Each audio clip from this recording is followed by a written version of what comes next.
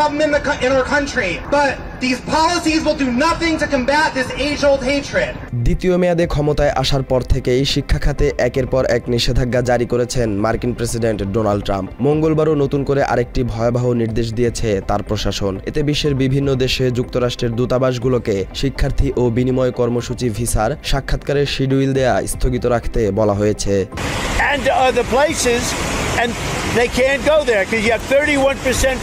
শিগগিরই বিদেশি আবেদনকারীদের সামাজিক যোগাযোগ মাধ্যম কঠোরভাবে যাচাইয়ের প্রক্রিয়া চালু করার প্রস্তুতির অংশ হিসেবেই এই নির্দেশনা দেয়া হয়েছে।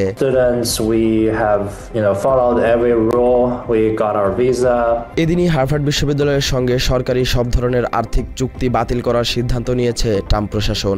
এসব চুক্তি অনুযায়ী প্রায় $10 কোটি তহবিল দেওয়ার কথা ছিল হার্ভার্ডকে। সাক্ষাৎকার স্থগিত ইস্যুতে দূতাবাসগুলোকে পাঠানো মার্কিন পররাষ্ট্র দপ্তরের বার্তায় বলা হয়েছে, পরবর্তী নির্দেশনা না দেয়া পর্যন্ত কোনো অতিরিক্ত শিক্ষার্থী বা এক্সচেঞ্জ ভিজিটর ভিসার অ্যাপয়েন্টমেন্ট নির্ধারণ করা যাবে না। We use every tool in our tool chest to vet anyone who wants to come into this country.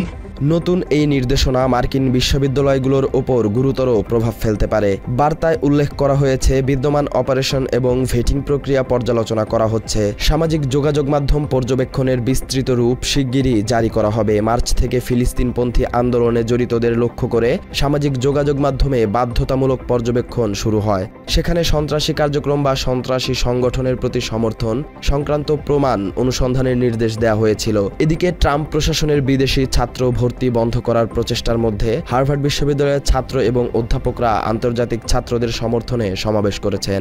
He wants to take Harvard down because universities stand for free ideas and for free speech. We stand here today to affirm that international students are our peers, our classmates, এমনকি বিতর্কিত post delete করলেও সেগুলোর screenshot সংরক্ষণ করতে বলা হয় consular অফিসারদের। ট্রাম্পের পররাষ্ট্রমন্ত্রী রুবিও সম্প্রতি জানিয়েছেন, এখন পর্যন্ত কয়েক হাজার শিক্ষার্থীর ভিসা বাতিল করা হয়েছে। সালাউদ্দিন সাজু, বাংলা এডিশন।